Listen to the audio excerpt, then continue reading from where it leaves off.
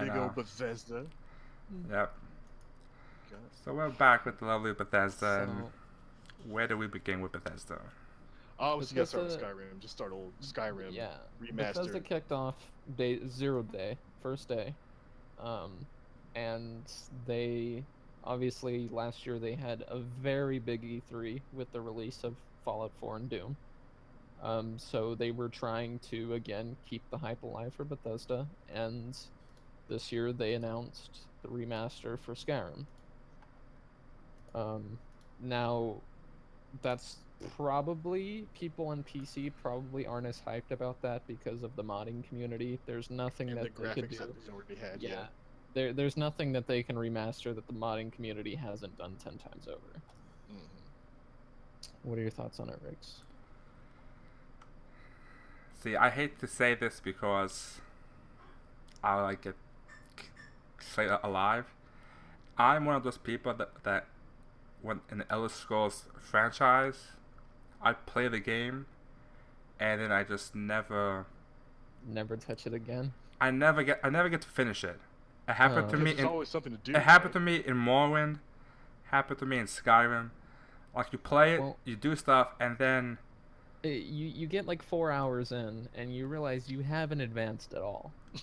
You really realize that you can either balance your play between doing everything that there is to do in the world or doing the 13-hour storyline. Like it's really that's Bethesda does that. It's again something for legitimate diehard fans of the game who want to do all of it. Now I've put in over within all like the Fallout series and the Elder Scrolls series, I've probably put in over 10,000 hours of gameplay.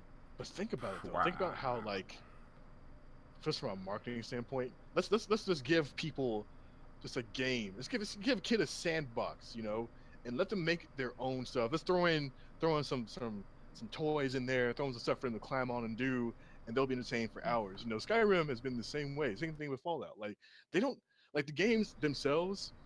Like gameplay is relatively simple, nothing really mechanically intense, but like it's just so much to do. Like random events, random encounters, all these side quests, the storylines, and then they release DLC on top of that when you're not even 80% done with the And whatever the then, game well, stop came with. you So it's you just like do you also do everything you think you can do. Like you do all the side quests that you think you can do. You finish all the stories, all the DLCs, exactly. and then you figure out you've only done 60% of the content. There's still 40% that is either hidden, not hidden, but away. Like you have to look for it.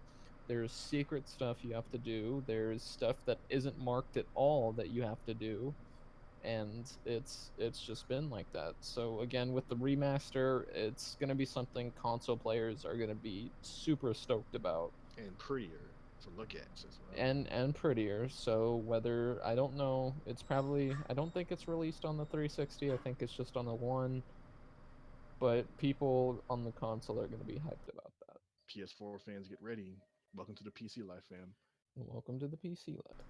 Also, so speaking of just touching on, you know, some of the Fallout things, Fallout 4's DLC that they did announce at their conference Uh, looks They like it's only beginning. announced they announced the Vault one, which is they got it actually, which is funny because Bethesda should really just start partnering with the modding community because Half the games get they modded, got the idea for the vault building from an actual mod. Hmm.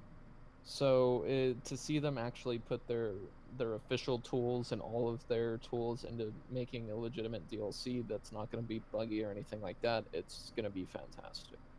And then Nuka World. What are your guys' thoughts on Nuka World? After the last Harbor DLC, I mean, I'm kind of interested to see like a kind of Nuka Cola based like s- off storyline on Theme it, park? Theme theme park? I park can, like kind of I thing. can imagine it'll be pretty. I imagine Like there'll be And some good laughs in it as well. I think there yeah, will be. I think it'll be there will be entertaining. some pretty good laughs. They've always been pretty good about bringing us hilarious Easter eggs, but it's apparently something about being a raider. Like you can legitimately be a raider, You and can be a raider, there's which is yeah, it'll be fun. especially if you get to ride roller coasters. I mean, roller coasters in Fallout, that's legit. The other thing, since we're talking about Fallout, is that the name of the mobile game that they had prior to Fallout, Fallout Shelter. that they are releasing that on, I think, PC as well. So because I guess it was so popular Yeah. that even PC people can now pick it up, and it does sync for the mobile users, I believe. Yep, it's having support for mobile phones now. I think they released it for PC just because it's basically the vault building DLC is going to be exactly like Fallout Shelter, but in Fallout. Like, you can test on your vault dwellers, you can do a bunch of things to your vault dwellers just like in Fallout Shelter. Also, special VR version of Fallout 4 is coming to the HTC Vive, with the new VR platform coming out, so it's going to be an experience if you want to put the goggles on and dive into the world of Fallout on your phone.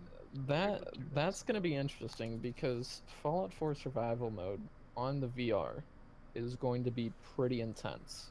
Like, not only the fact that you really you have to watch your food, your sleep, your water, but you also have to, like, if you die, you die and you go back. There is no saving besides sleeping in a bed.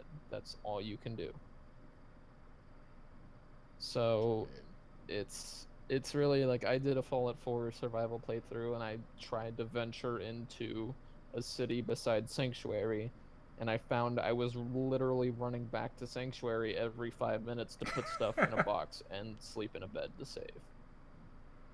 It's so having that on VR, like running across the Deathclaw, anything like that, it's gonna be a very awesome experience. Awesome, interesting.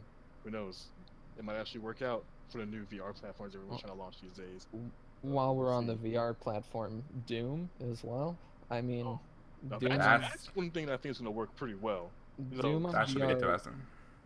Is do that. So I think that's going to work pretty well. I think it would be like a better version of the movie that The Rock was in way back long ago we heard him talk about. Probably. This is going to be like a much better version of that ending sequence. Have you played the new Doom shots? Yes, I have. Both of you, have you played Rix? I have not played the new Doom. I'll need you. I'll share my Steam library with you so you can play it. It gets intense. The music is completely on point, and it has the feel of the first Doom game. Like, I mean, for me personally, like, Doom has never been one of my franchises. mm-hmm. It's nothing against Doom. I just never really got into it. Honestly, after the first one, the new one looks good. There's nothing against it. It's just like there's only so many shooters you can play. That is the point of Doom, though. Doom is like, it has a very minimal story that you honestly don't care about. You just want to grab a shotgun and kill demons to heavy metal music. And I think being on virtual reality is going to be something everybody is going to absolutely love. It's going to be intense. It's a fast-paced game. People are going to have a lot of fun with it. And like, honestly, like, Doom is definitely it's I almost say it's a niche game, but as far as like the other iterations of it, It's a niche game. Obviously, the revamp was really good, very smooth, very pretty game to look at. Just like the first Doom, very nostalgic factor to it. And I think the VR, is living the experience of Doom, repackaged it in a different way for players to experience will be another good move for them. Because I mean, there's not really too much you can do with the actual storyline, but repackaging it in a better way. Even with the storyline of Doom, the storyline for the new Doom, like, the storyline was good for Doom. Mm-hmm. It's good for Doom. So, I mean, just being able to experience that and literally run through hell is gonna be fantastic. I want to see some videos of that VR playthroughs as well, for people literally running through hell and then they're on the subway somewhere just spazzing out. Yeah, we need to get Rix a VR and have him stream Doom one day. I would. Yeah. I mean, I would love to get a VR, but I would also do my obligatory sellout. Since we're all in the midst of the summer Steam sale, I believe Doom and Fallout are both on sale. So. But let me look that up. I'm pretty sure they're all on sale. I mean, it's Steam. Gaben always has a way of taking money from us. Yeah, I already made my sacrifice to the gods already. It's like the senior summer Yeah. sale. Just a quick So segue. Is Fallout always 4 it's a dreaded is and welcome part of the summer because you already know whatever money we tried to save up is going to be gone by the time this comes around. yeah. So Fallout 4, just the game is $30. Um, so if you guys want to check out the game, obviously just grab $30 and get it. But season pass didn't go on sale. It's still $50. That being said, 3 of the DLCs are on sale. The Far Harbor's on sale for 20, Wasteland Workshop's on sale for 3, and Automatron's on sale for 8. I would honestly just get the season pass.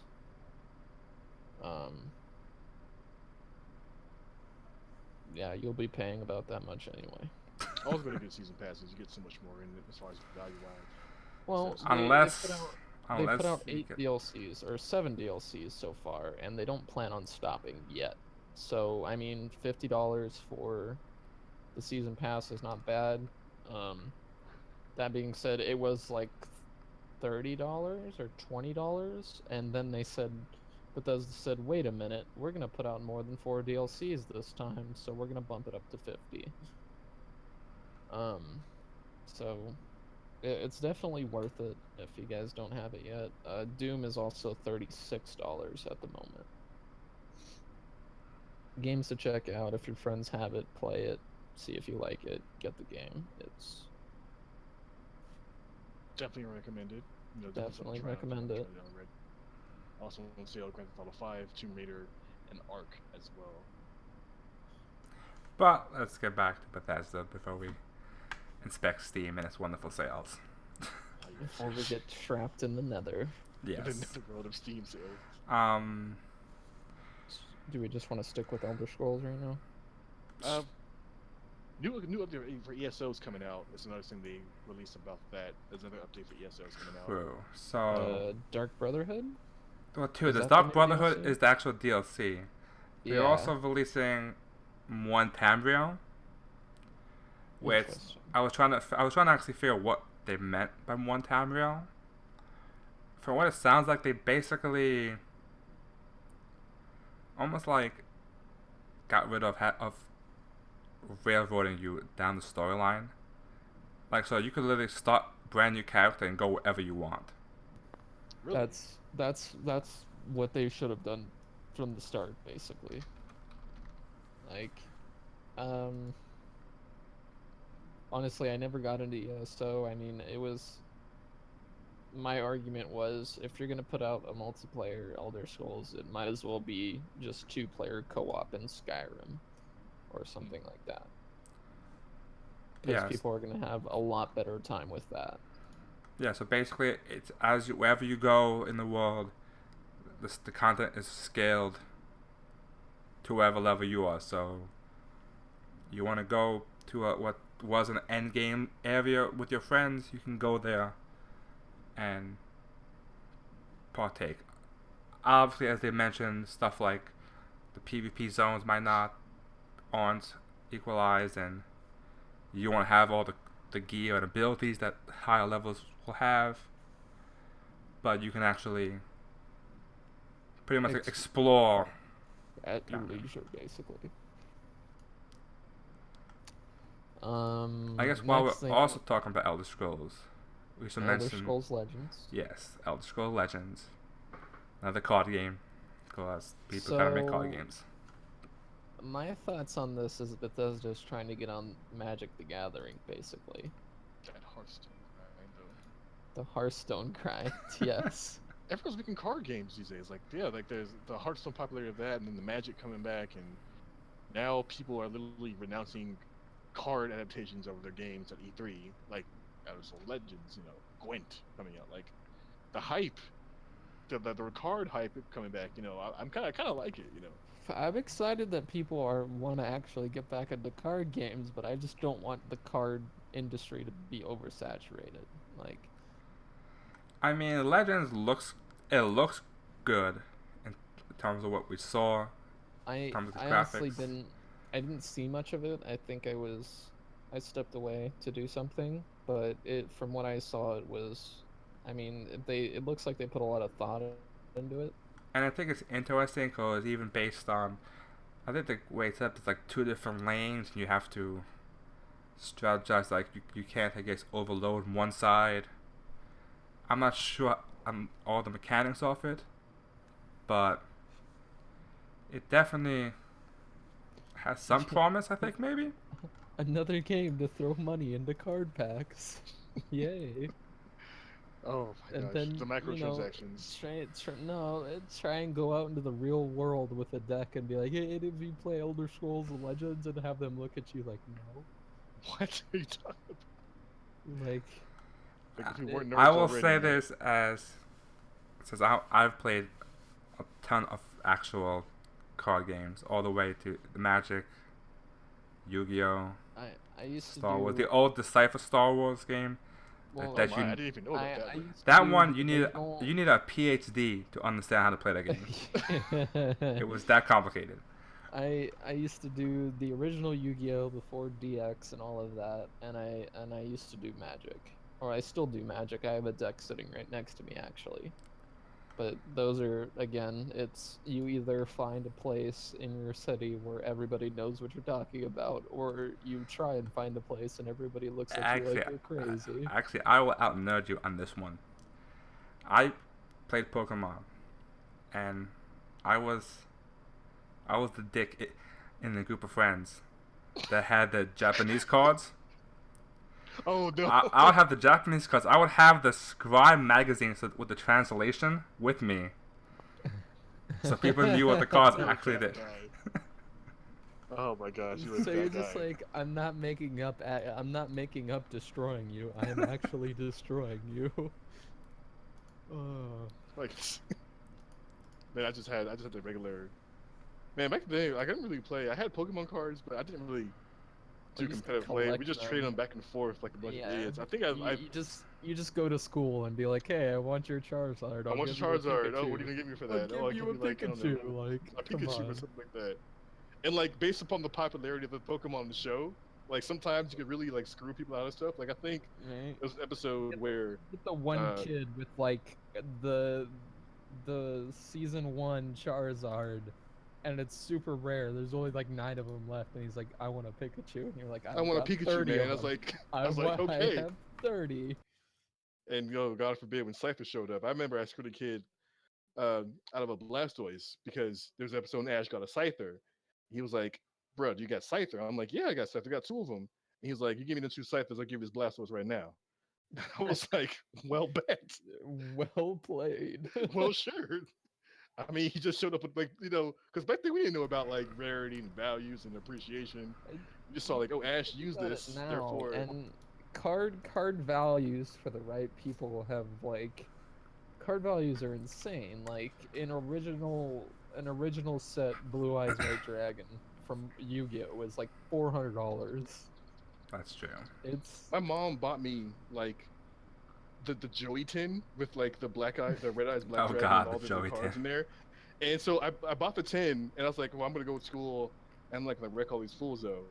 So I didn't know about the rules where you had to literally make the stuff. So like I had a card and I didn't have any of like the other recipes to actually use the dragon in battle. like So like fusion or anything like that. yeah, I didn't have any of that stuff. So I was like, I remember I went to a card shop for and there was a Yu-Gi-Oh tournament, and there was a kid. Either he wanted to trade for a Jinzo, or I had a Jinzo. One of us had a Jinzo, and we talked about trading for it.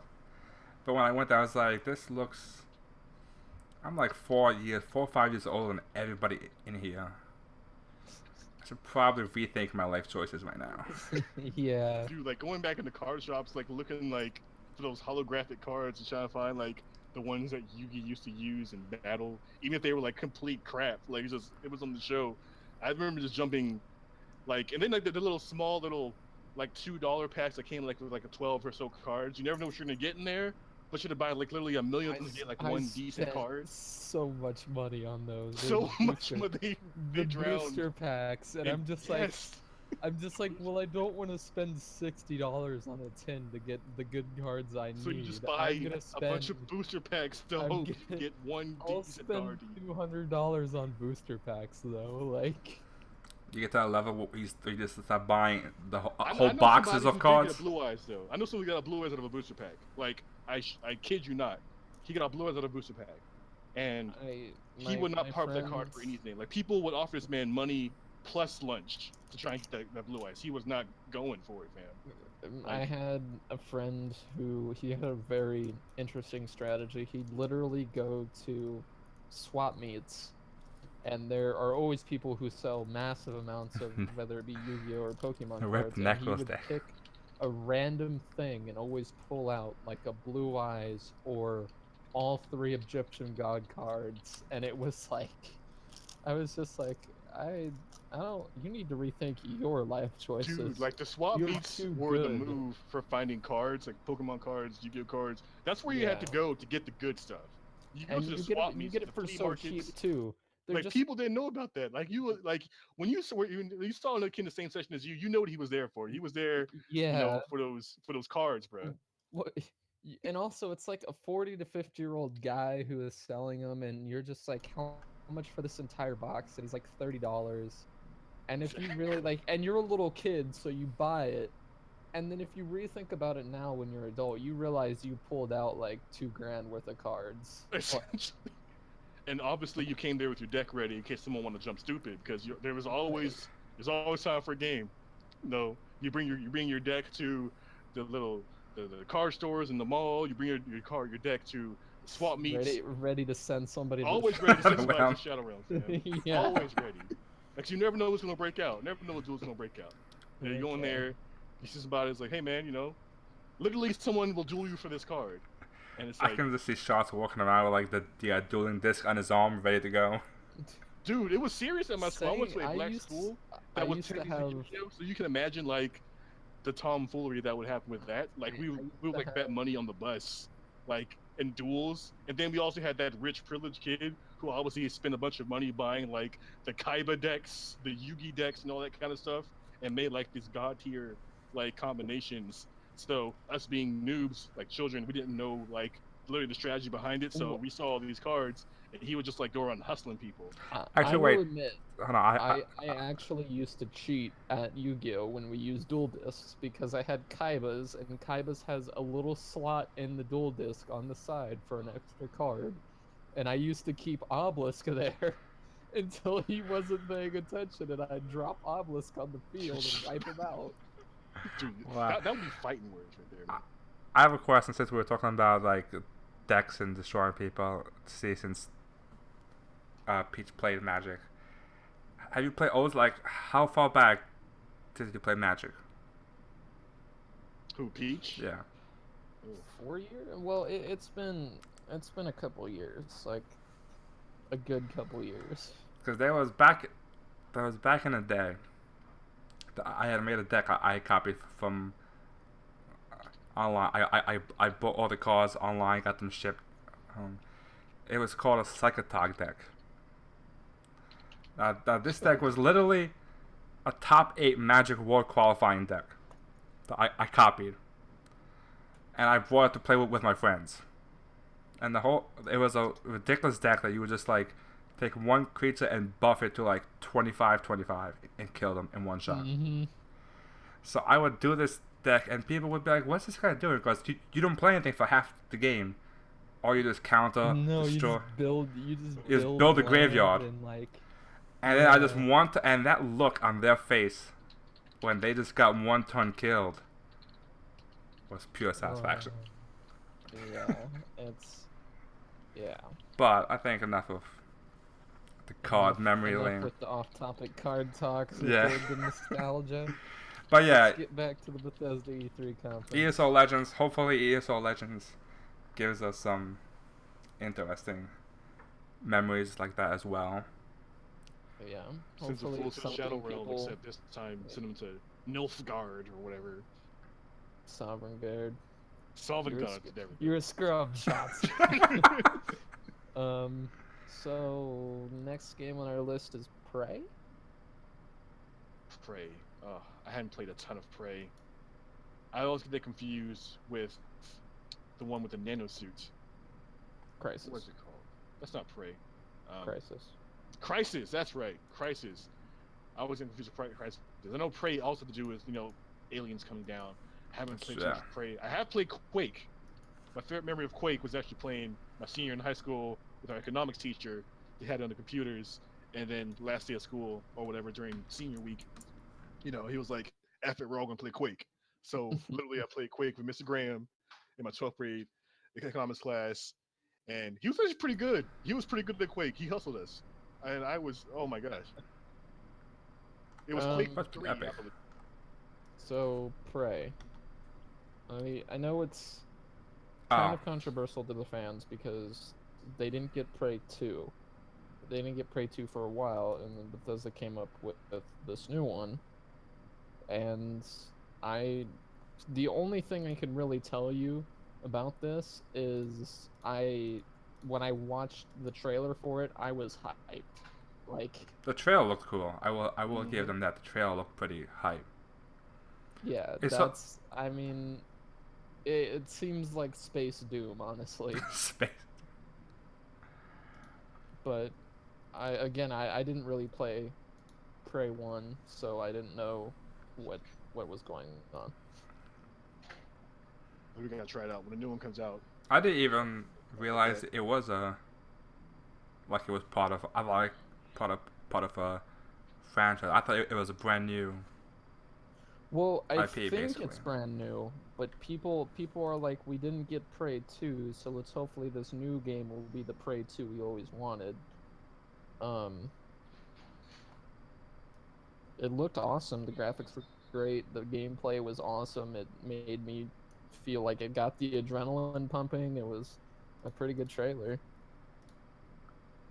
It was. So that's definitely a game I'm gonna be curious to see more about in the future. And see how that turns out. I'm definitely gonna try some Prey. I haven't played it, so I definitely want to get into it as far as the new release goes. Or look at some gameplay videos at least to see what it's going to be about. Because I had to know for that. I played on Crisis. I thought for them they were the same thing back in the day because they were like next to each other on the stands in the computer game stores. But Sure, Mhm. I think I remember that. So I'm definitely gonna look into that when it comes out.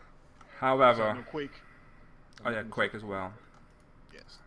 Actually, let's Okay. take this time to talk about the new Quake that they buffed out on us, Quake Champions. So, my thing with Quake is I loved the original Quakes. They were very awesome. My thing is from what I've seen from Quake Champions, they legitimately tried to put out an Overwatch clone. And they're trying for it to be like I could see Quake, that because but of Overwatch. the fact that they have all abilities. Yeah. I'm a bit weird about it that they all have So unique abilities. I know it's not just us. There are a bunch of people who are worried about Quake Champions because they feel like Bethesda just said Overwatch is going to do well. We'll just do an Overwatch type game, which doing that but with the Quake title is going to destroy them. Like if it really is just an Overwatch clone, Bethesda is going to regret this game. That's gonna be interesting.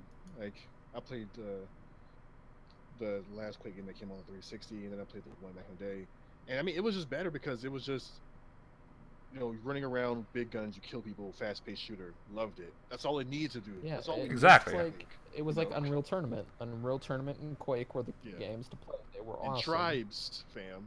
And Oh god. Tribes. Not Tribes. Never forget Tribes. Tribes is like take a half hour just to get to where you have to go and then dying. But but it was fun getting there. Kind of sounds with a bike, a jetpack. It was fun getting there. Kind of sounds like PlanetSide 2 a little bit. It's exactly like PlanetSide 2. Yeah, you take a half hour to get somewhere an interesting way, and then you die. You literally take an hour and a half in real time to drive somewhere or fly somewhere. And then they've their faction has already capped the area and is just cleaning up. Yeah, like the worst was when you try to collaborate with people, like to use some sort of vehicle, and it just went horribly wrong. Then everyone dies. you know, it gets blown up, or you guys are trying to attack uphill, and like they're just raining down sniper fire, and tanks are sitting on the hill. It's yeah. So Quake is definitely going to be a red flag game for me, at least until I see gameplay of it. And I think that's how it is with everybody, is that it's just gonna this Quake Champions is gonna be a huge red flag until we actually see what the game is. But I think we need to now speak about the elephant in the press conference.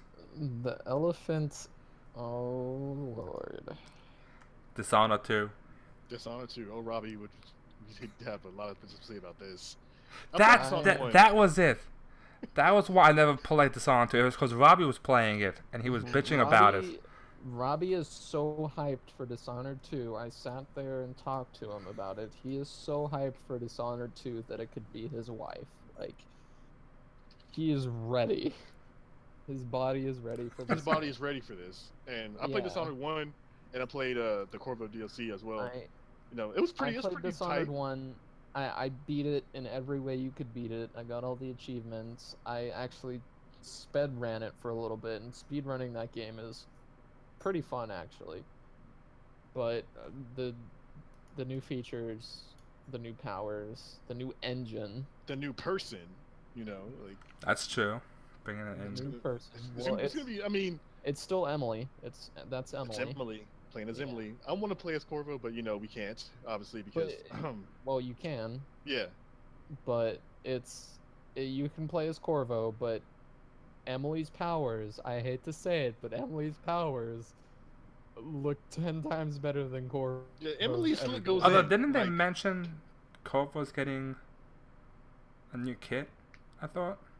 I don't think I think they might change up a little bit of it, but refine some mechanics of his old stuff. Like I think they'll take away rats, honestly. Touching the suit up a little bit, because some of his powers a little buggy in Dishonored. I think they'll just take away rats. That being said, I don't have any will to play Corvo. I mean, Emily, like, her powers, the Shadow Stride, where nobody sees you and you could just creep up behind somebody, the domino effect, which is god tier, is like, I'm psyched for it.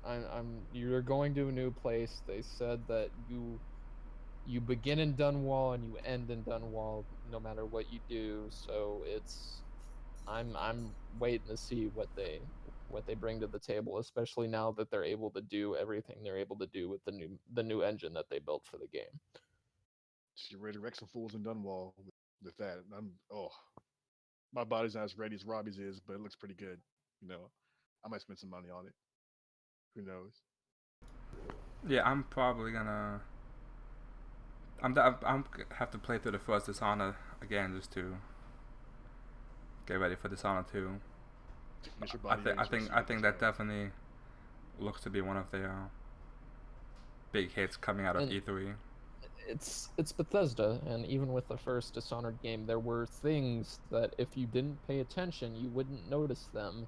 But if you actually did, like, there's random people that you can help or kill, and it affects different things.